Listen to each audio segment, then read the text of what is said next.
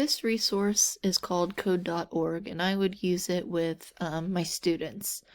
This could be an activity that you do as a whole class if you have extra time, or if you want to set specific time to it.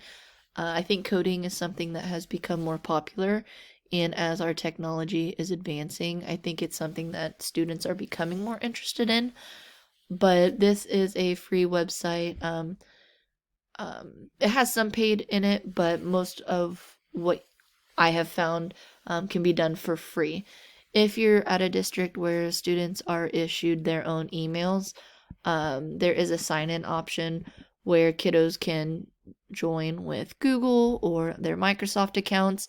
Um, I just logged in with my Microsoft account and was able to get all sorts of stuff unlocked without having to pay anything.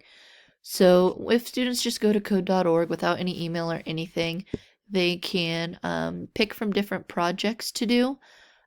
So for example, I'm just going to click on artist, and it's going to just give them some different coding activities where they can create their own project. It's very basic.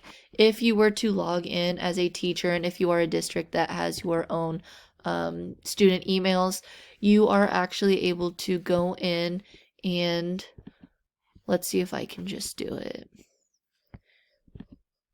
If I were to log in with my Microsoft, there you are able, if I went to my course catalog, it breaks down the different activities, coding activities that is appropriate for different age groups.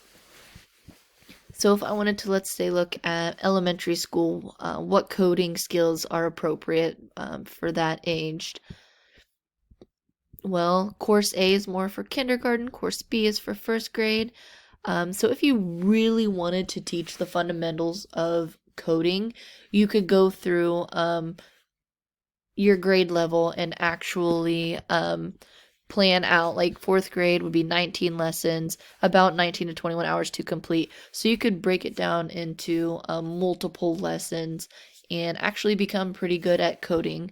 Or if you are more so just trying to use it as an extra activities that students could use, they can just go, once they're on, they just click learn, and then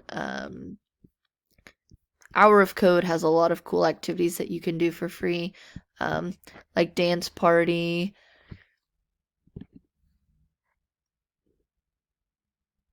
They would first watch a video,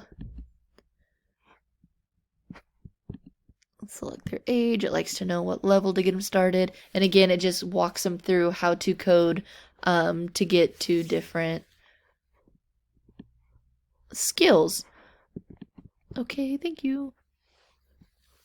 So this, again, maybe not something for primary age students, but my fourth graders, I think it's something that they would really enjoy. Just being able to get on and learn the basics of coding and how the video games that they play actually are set up, and how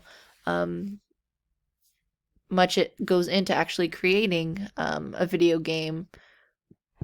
And again, this is a, if you look, I have not signed in or anything. I was able to get to this all by a matter of clicking on learn and then scrolling down a little bit to where it says Hour of Code, or you can click get started, and there will be various options for you to start with some coding.